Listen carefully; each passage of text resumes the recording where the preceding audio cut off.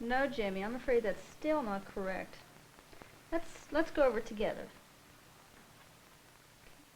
Jimmy Stevens is having difficulty learning. He is not alone in this. In fact, according to the United States Department of Education, at least 12% of all youngsters in the 6 to 19-year age group in the United States have problems with learning. Many of these problems are due to emotional, physical, or mental handicaps, such as mental retardation, or to learning disabilities. These handicapping conditions range from quite severe to mild. I'm really puzzled by Jimmy's lack of progress, Sue. At first I thought he wasn't trying, but he really is trying, and he seems so confused. The referral form that you filled in gives me some very good information about Jimmy, but I need to ask you a few more questions. That's why I asked you to bring his notebooks and other kinds of papers today so we could go over them together. In the meantime, could you tell me then where you've seen the confusion that you talked about? In what kind of situation has it occurred? One step often taken in gaining help for a student with problems is to refer the pupil to the school psychologist. The school psychologist is a professional trained in the diagnosis and remediation of problems which students have within the school setting. Students may be referred to the school psychologist by professionals within the school or by the student's parents for many reasons. These include difficulties in learning, such as a general overall lag in learning ability, or problems in a specific area of learning, such as reading or mathematics. Other types of problems which may lead to a referral range from a student's distractibility and high activity level or aggression or withdrawal by a pupil to such problems as adjustment difficulties in a new educational setting. An actual evaluation by the school psychologist may not be necessary. Often the school psychologist may be able to make helpful recommendations to the student's teachers after consulting with them and observing the student in the classroom. Permission for the school psychologist to evaluate a student must be obtained with informed parental consent being given. From what you've told me, Mr. and Mrs. Stevens, I can see that you've also been concerned about Jimmy's lack of progress this year. And the description you've given me of the problems he's having at home will be very helpful to me. However, in order for me to understand the situation better, I'd like to ask you a few more questions. Would that be all right? Has Jimmy recently had a complete physical examination, which includes a visual and hearing examination? Yes. The school psychologist would usually ask for what is called a developmental history of the student. This includes questions concerning the student's early development, such as when he or she began to walk and talk, as well as questions about possible medical problems, including accidents, allergies, and if the pupil is taking any medication.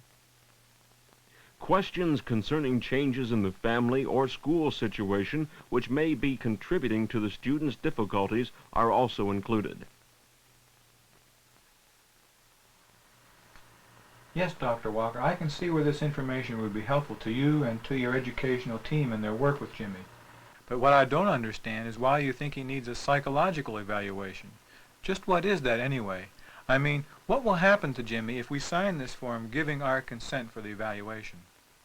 First, I want you to both understand that you do have a choice as to whether you want to permit this evaluation to take place. If you do decide to let me do the evaluation, what I'll do is see Jimmy privately. I'll explain to him why I'm seeing him, and then I'll ask him to do quite a variety of tasks. His responses on these tasks will help me to find out where his academic strengths and weaknesses lie. His teachers and I then, along with the other members of his educational team, will be much better able to plan for his future instruction. Let me explain the psychological evaluation in more detail. First, the school psychologist will try to be sure that the student is comfortable within the evaluation situation. The psychologist will explain why the student is seeing him or her, and what will be done with the information gained during the evaluation. The evaluation tasks will be briefly described, and with the pupil's cooperation, they will begin the tasks. These tasks are included in different evaluation instruments, usually called scales or tests. The student will not be expected to know the answers to all of the questions. His or her responses to the tasks will be compared with those of other students of the same age to help determine where he or she may be having difficulty. School psychologists are also trained to observe the student's behavior during the evaluation. I'd like you to draw a picture of a child. You can draw yourself or one of your friends or whomever you'd like to draw. Go ahead and begin. There's more paper here if you need it. They observe how a pupil approaches a problem, if he perseveres or gives up easily on some tasks, if he seems to have difficulty comprehending instructions, and so on. All of the tasks are samples of the student's behavior with different types of learning material. The examples which will be given in this film are similar to, but not the same as, the actual tasks used in an evaluation by a school psychologist. Some of the tasks measure the student's ability to see and reproduce shapes.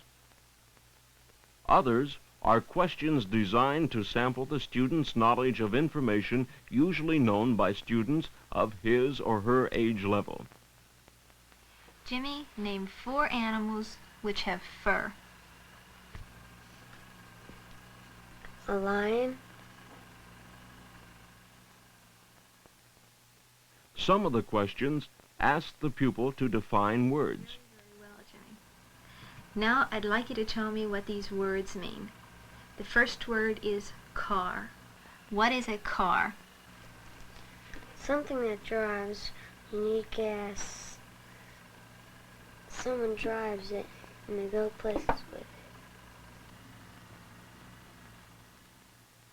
Some deal with mathematical reasoning. At 20 cents each, what will 4 ice cream cones cost? The school psychologist also usually tests to see if the student may be having difficulty in the areas of auditory or visual perception. This is not the same as the physical ability to see or hear. The pupil's vision and hearing should, of course, be tested to be certain that no physical problems exist in either area. However, even if hearing and visual ability are normal, a student may still be having what are called perceptual problems in one or both areas.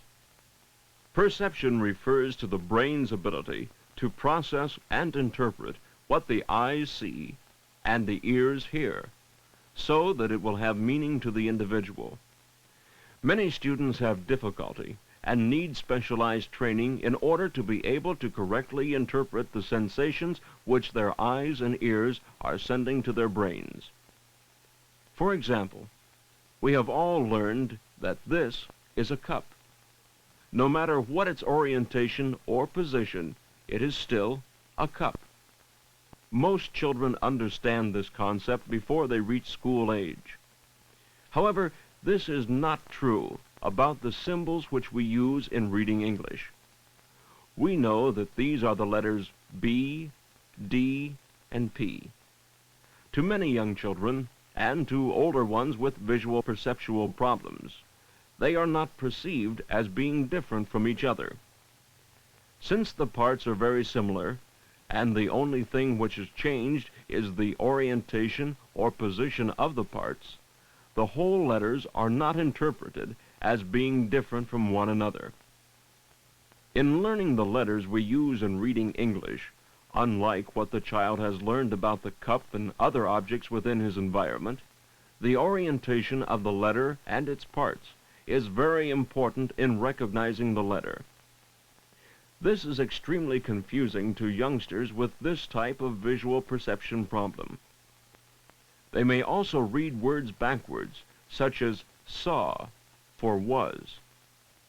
As you can imagine, this type of visual perception problem makes learning to read very difficult. Most children learn these skills by first or second grade, but some need specialized training in this area to help with these types of problems. Some of the tasks done by students during a psychological evaluation require visual perception and memory skills, or being able to understand and remember what they have seen. Jimmy, I'd like you to look at these pictures and remember what you see.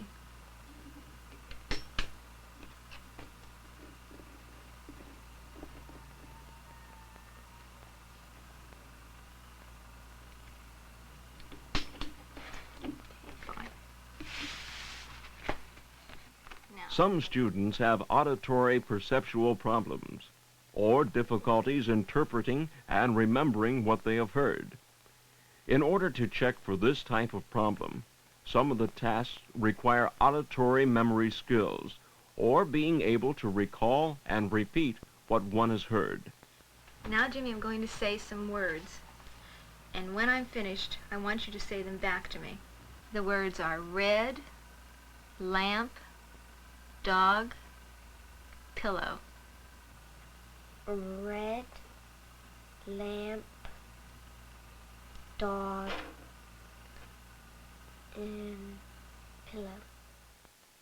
Some of the tasks will require that the student use his hands and eyes and balance skills. I'm going to throw this ball to you, and I want you to catch it in both hands. Go ahead. Very good. Can you throw it back to me? Fine. Okay, now I'd like you to catch it in the hand that you usually write with. Fine. Good. Now catch it in the other hand. Very nice. Okay. Now I'd like you to stand on one foot. Okay, just keep standing. Good. Now stand on the other foot. Okay, do you want to try it again? Okay, stand on the other foot.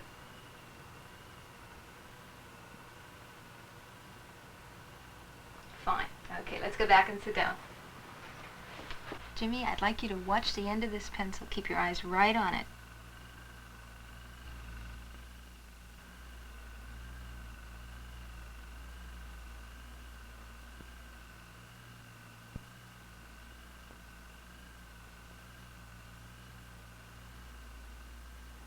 Good. Some include being able to assemble things.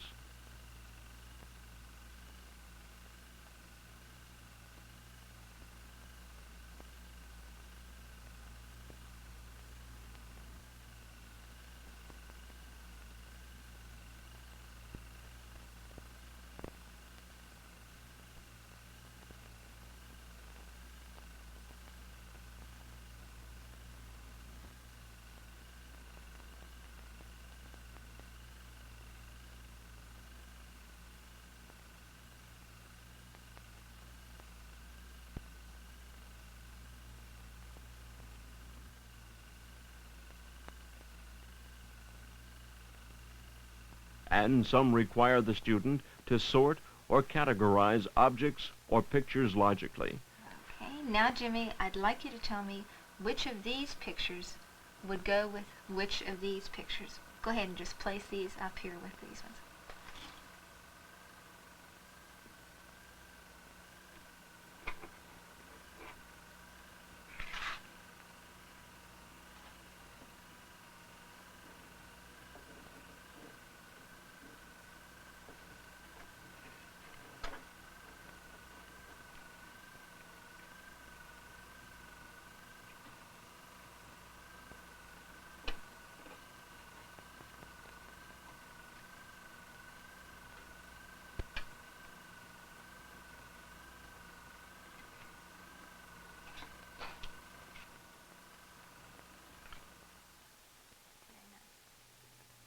Some ask the student to use his or her imagination and language skills.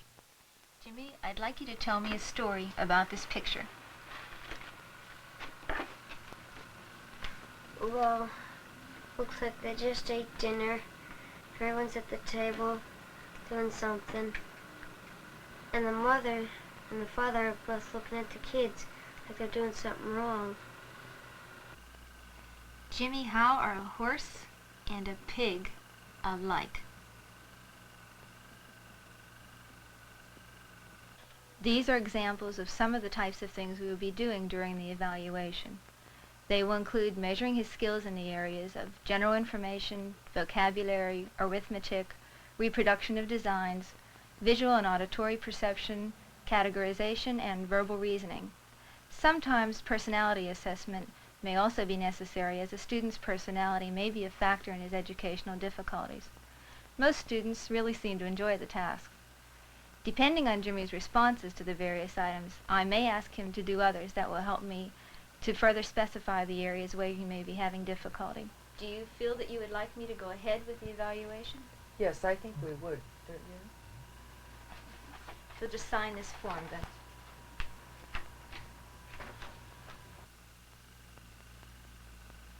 After the evaluation, the school psychologist interprets the student's responses, checking with his teachers to see if they are similar to his responses to those types of tasks in the classroom. Then, the psychologist relates these findings to the pupil, where appropriate, and his or her parents. The psychologist will also discuss the options available for getting whatever help the pupil may require. Yes, Mr. and Mrs. Stevens, I think that you'll be very pleased that you decided to give your consent for the psychological evaluation. However, before I begin to go over my findings with you and Jimmy, I want to explain that my report must, by federal law, be held in strict confidence.